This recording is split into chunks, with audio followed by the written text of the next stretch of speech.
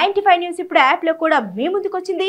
వెంటనే డౌన్లోడ్ చేసుకోండి, latest updates ని పొందండి. Welcome to 95 speed news.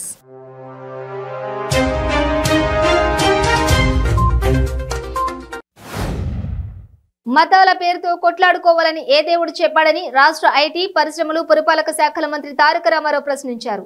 ప్రజల మధ్య విద్వేషాలు సృష్టిస్తూ పబ్బం గడుపుకోవాలని చూస్తున్న నాయకులపై తీవ్ర స్థాయిలో మండిపడ్డారు.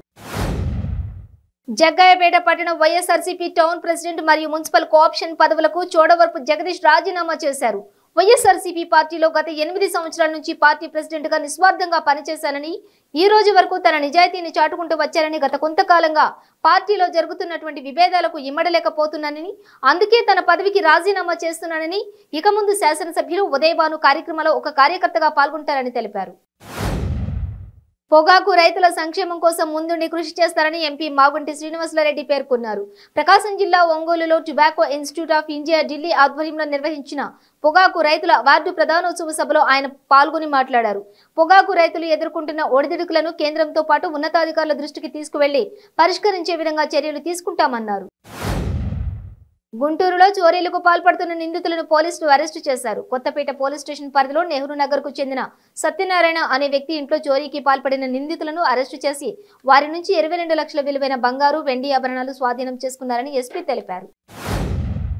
పేరుకే జోగిపేట 100 పడకల ఆసుపత్రి, కానీ రోగం వచ్చి ఈ దవాఖానికి వస్తే వైద్యుల స్థానంలో సిస్టర్లే డాక్టర్లుగా దర్శనమిస్తారు. వారికి ఏదైనా అడిగితే రోగులపై కసుబుసులాడతారు. వైద్య ఆరోగ్య శాఖ మంత్రి హరీష్ రావు నిరుపేద రోగుల పట్ల నిర్లక్ష్యంగా వ్యవహరిస్తే సస్పెండ్ వేటు తప్పదని ఆదేశిస్తున్నారు. జగిత్యాల జిల్లా మెట్టుపల్లి మండలం ముత్యంపేట షుగర్ ఫ్యాక్టరీని వెంటనే తెరిపించాలని చెరుకు ఉత్పత్తిదారులకు రైతు సంఘం ఆధ్వర్యంలో పెద్దమ్మ తల్లికి బోనాలు సమర్పించారు. పార్టీలకు అతీతంగా రైతులు, మహిళలు పెద్ద ఎత్తున షుగర్ ఫ్యాక్టరీ నుండి ముత్యంపేట గ్రామంలో గల పెద్దమ్మ గుడి వరకు బోనాలతో శోభాయాత్ర చేపట్టారు. జగిత్యాల జిల్లా మెట్టుపల్లి మండలం జగ్గసాగర్ గ్రామాన్ని మండల కేంద్రం చేయాలని 22వ రోజు నుండి కొనసాగుతున్న రిలే నిరాహార దీక్ష నూతన మండల కేంద్రంగా ప్రకటించాలని గ్రామస్తులు ర్యాలీగా వెళ్లి కదిలి అంబేద్కర్ విగ్రహానికి వినతి పత్రం అందించారు. హైదరాబాద్ నగరం నుండి వివిధ ప్రాంతాలకు వినాయకులను తరలిస్తున్న నగరం సందడిగా మారింది. శాలిబండ పోలీస్ స్టేషన్ పరిధిలో భారీ వినాయకుడిని తరలిస్తున్న వాహనం బ్రేక్ డౌన్ కావడంతో సుమారు 4 గంటల పాటు నిర్వాహకులు ఇబ్బంది పడ్డారు. జగిత్యాల జిల్లా మెట్టుపల్లిలో విశ్వ హిందూ పరిషత్ జిల్లా సమావేశం సరస్వతి శిశు మందిర్ కళానగర్ నందు నిర్వహించడం జరిగింది. ఈ కార్యక్రమంలో విశ్వ హిందూ పరిషత్ రాష్ట్ర ఉపాధ్యక్షులు అన్యాలకొండ భాస్కర్రావు మాట్లాడుతూ హిందూ సంఘటన కొరకు దేశ పురోగతిపై ప్రతి కార్యకర్త పాటుపడాలని కోరారు. జగిత్యాల జిల్లా మెట్టుపల్లి పట్టణంలో మున్సిపల్ కమిషనర్ సల్వాది సమ్మయ్య 7వ వార్డులో సీజనల్ వ్యాధుల దృష్ట్యా దోమల నివారణ కొరకు మాల్తిన్ స్ప్రే చేయడాన్ని పరిశీలించారు. కమిషనర్ మాట్లాడుతూ ఇంటిలోకి దోమలు రాకుండా కిటికీలకు జాలి ఏర్పాట్లు చేసుకోవాలని, మాస్కిటోస్ వాడాలని, ప్రతి శుక్రవారం వాటర్ ట్యాంక్ శుభ్రం చేయాలని కోరారు. వరంగల్ బీజేపీ సభపై ఆ సభలో మాట్లాడిన బీజేపీ నేతల తీరుపై మంత్రి ఎర్రబెల్లి దయాకర్ రావు తీవ్రంగా మండిపడ్డారు. వారు మాట్లాడిన తీరు చిల్లరగా ఉందన్నారు. అబద్దాలు వల్లించారని ఆవేదన వ్యక్తం చేశారు. బీజేపీ వైఖరి మరోసారి స్పష్టమైందని అన్నారు. ప్రజలకు మెరుగైన వైద్య సేవలు అందించడమే ముఖ్యమంత్రి జగన్మోహన్ రెడ్డి లక్ష్యమని వైద్య ఆరోగ్య శాఖ మంత్రి విడుదల రజని అన్నారు. సీఎం తీసుకున్న ప్రత్యేక శ్రద్ధ వల్ల ఏటా 16,000 కోట్ల రూపాయల నిధులను వైద్య ఆరోగ్య శాఖకు కేటాయిస్తున్నారని ఆమె తెలిపారు. వినాయక చవితికి సంబంధించిన సమన్వయ శాఖలు తగిన విధంగా చర్యలు తీసుకోవాలని జిల్లా కలెక్టర్ డాక్టర్ మాధవీలత ఆదేశించారు. పందిళ్లు వేసే సమయంలో తగిన మార్గదర్శకాలు తప్పనిసరిగా పాటించాలన్నారు.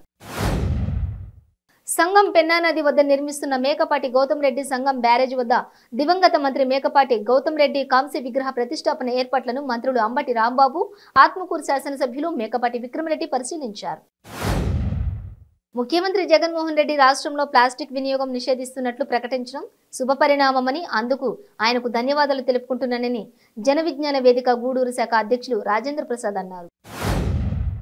కర్నూలు జిల్లా ఆదోనిలో బంగారం దుకాణంలో భారీ చోరీ జరిగింది. షరాఫ్ బజార్లోని ఓ బంగారం దుకాణంలో 2.5 కిలోల బంగారం, 25 కిలోల వెండి ఎత్తుకెళ్లారని యజమాని పోలీసులకు ఫిర్యాదు చేశారు.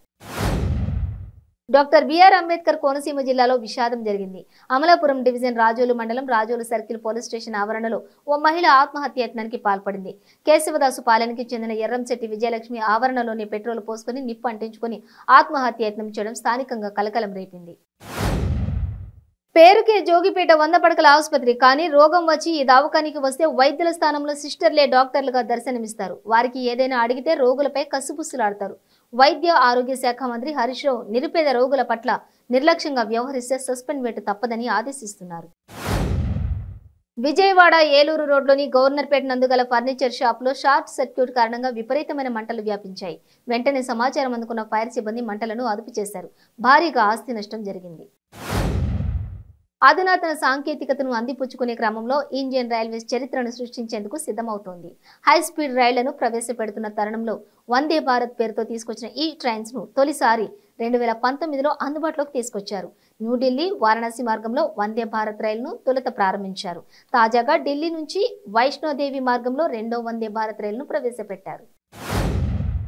పెద్ద మనుషుల్లాగా జైలు నుండి విడుదలైన నిందితులను మళ్లీ జైలుకు పంపాలని, బాధిత కుటుంబాలకు తగిన న్యాయం చేయాలని భారత జాతీయ మహిళా సమైక్య NFIW జాతీయ ప్రధాన కార్యదర్శి, ఏపీ మహిళా సమైక్య రాష్ట్ర ప్రధాన కార్యదర్శి పెన్మచ్చ దుర్గాభవాని డిమాండ్ చేశారు.